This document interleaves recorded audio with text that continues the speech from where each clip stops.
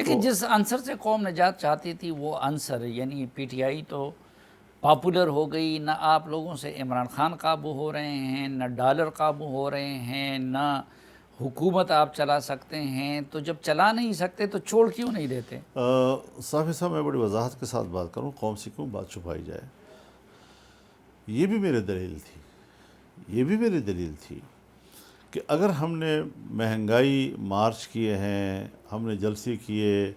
اور مہنگائی کے ایشو کو ہم نے اٹھایا، تو ہمارا ایک جشی تلی ایک رائے تھی کہ دیکھیے ریاست کمزور ہو گئی ہے،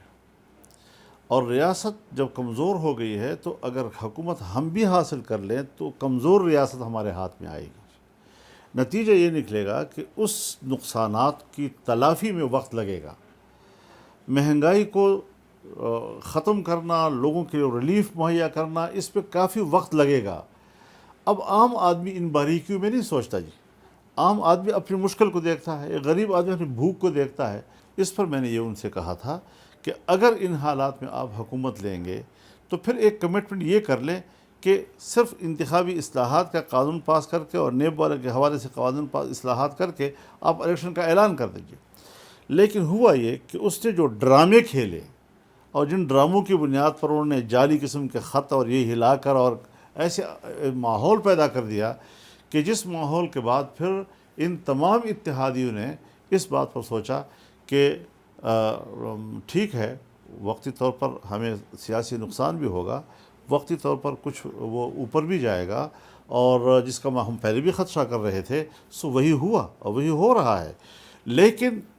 جب ہم نے ملک کی حالات کو ہاتھ ڈال لیا اور پھر اس کے بعد ہم بڑے گہرائی میں اس صورتحال کی طرف گئے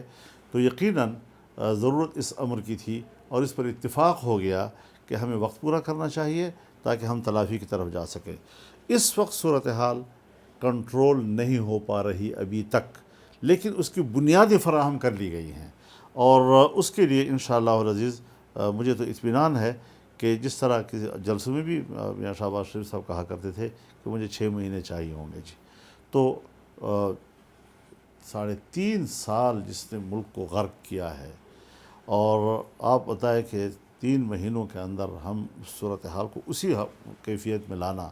تو وہ جو معاہدات بین الاقوامی اداروں کے ساتھ ہوئے، ملک کو گروی رکھا گیا IMF کے ہاتھ میں، اور پھر FATF کے کہنے پر قانون سازیاں ہوئیں، اور پھر آپ نے اسٹیٹ بینک کو جو ہے وہ IMF کے حوالے کر دیا اسٹیٹ بینک کے آزادی کے نام پہ، تو جو ملک کی معیشت کی چابیاں ہوتی ہیں اور جو ادارے ملک کی معیشت کو کنٹرول کرتے ہیں وہ آپ کی اس حد تک کمزور